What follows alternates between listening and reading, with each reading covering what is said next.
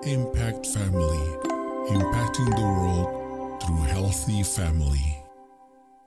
Shalom saudara-saudara. Mari kita merenungkan firman Tuhan malam hari ini bersama keluarga ya.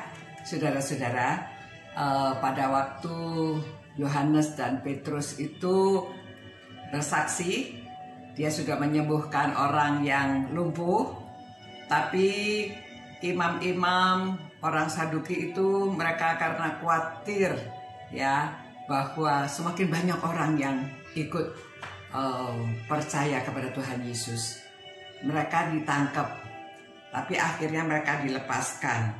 Di Kisah Para Rasul pasal 4 ayat 23-31 menceritakan, lalu dia kembali kepada murid-murid yang lain menceritakan apa yang terjadi. Mereka ingin tahu apa yang terjadi.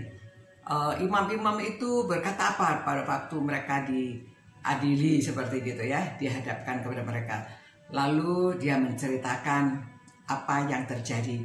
Jadi dia menceritakan bahwa mereka diancam tidak boleh berbicara dengan nama Tuhan Yesus. Kemudian bersama-sama dengan murid-murid yang lain mereka berdoa.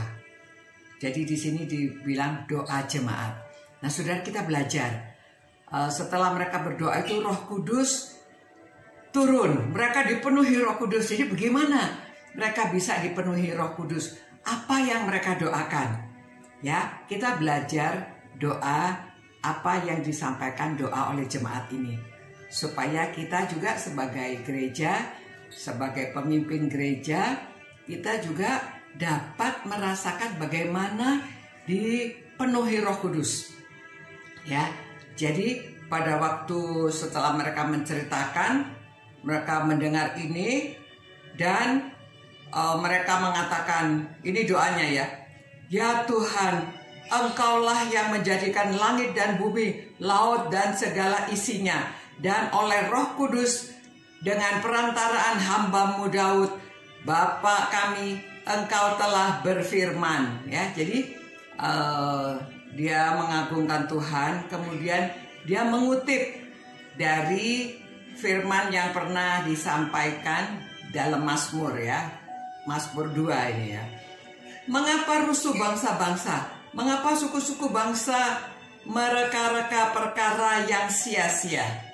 Raja-raja dunia bersiap-siap dan para pembesar berkumpul untuk melawan Tuhan dan yang diurapinya. Ini huruf besar, yang diurapinya. Nah, Tuhan Yesus yang diurapinya. Nah, lalu mereka meneruskan dan mengatakan, sebab sesungguhnya telah berkumpul di dalam kota ini Herodes dan Pontius Pilatus beserta bangsa-bangsa dan suku-suku bangsa Israel melawan Yesus hamba-Mu yang kudus yang Engkau urapi. Jadi mereka mengadukan apa yang terjadi ya, walaupun Tuhan sudah tahu, tetapi disebutlah apa yang terjadi. Nah, untuk melaksanakan segala sesuatu yang telah Engkau tentukan dari semula oleh kuasa dan kehendak-Mu. Ya. Dan sekarang ya Tuhan, ini permintaan mereka ya. Lihatlah bagaimana mereka mengancam kami, dan berikanlah kepada hamba-hamba-Mu keberanian untuk memberitakan firman-Mu. Yang mereka minta adalah keberanian untuk memberikan firman-Mu. Ulurkanlah tangan-Mu untuk menyembuhkan orang, dan adakanlah tanda-tanda dan mujizat-mujizat oleh nama Yesus hamba-Mu yang kudus. Ya, selain dia minta supaya mereka diberi keberanian, mereka juga minta supaya mereka dapat melakukan menyembuhkan orang, jadi melakukan kebaikan kepada orang lain ya, dan juga mujizat-mujizat. Tapi yang mereka lakukan, mereka juga mohon semuanya dalam nama Yesus ya. Nah, apa yang terjadi saudara? Dan ketika mereka sedang berdoa, goyanglah tempat mereka berkumpul itu, dan mereka semua penuh dengan Roh Kudus. Lalu mereka memberitakan firman Allah dengan berani ya. Jadi itu cirinya orang yang sudah dipenuhi Roh Kudus memberitakan firman Tuhan dengan berani. Dan bagaimana mereka diurapi? Mereka berdoa. Mereka mohon supaya terjadi seperti yang difirmankan Tuhan, seperti yang dikehendaki Tuhan. Nah, yang difirmankan, yang dikehendaki Tuhan, dan mereka memohon supaya Tuhan mengulurkan tangannya. Lalu supaya mereka dapat melakukan apa yang harus mereka kerjakan kepada orang-orang yang ada di sekeliling itu. Saudara, mari kita minta, kita juga berdoa caranya begini, ya. Memohon. Jadi saudara mesti kuasai Alkitab supaya tahu mengutip apa yang pernah dijanjikan oleh Allah. Apa yang pernah dijanjikan oleh Tuhan kepada kita. Jadi di sini saudara ya, kita mengagungkan Allah, kita mengutip janji-janji Allah, kemudian kita sampaikan apa yang terjadi dalam keadaan kita sekarang, lalu kita mohon. Kita naikkan permohonan kita, maka mereka dipenuhi oleh Roh Kudus. Kita juga demikian ya, apalagi kalau kita ini sudah menjadi pemimpin-pemimpin di gereja, supaya kita juga dipenuhi oleh Roh Kudus, harus suka berdoa. Ini namanya doa jemaat, kemudian Allah memenuhi mereka dengan Roh Kudus. Ya, mari kita berdoa dan mohonkan semua ini terjadi pada saudara dan saya. Oke?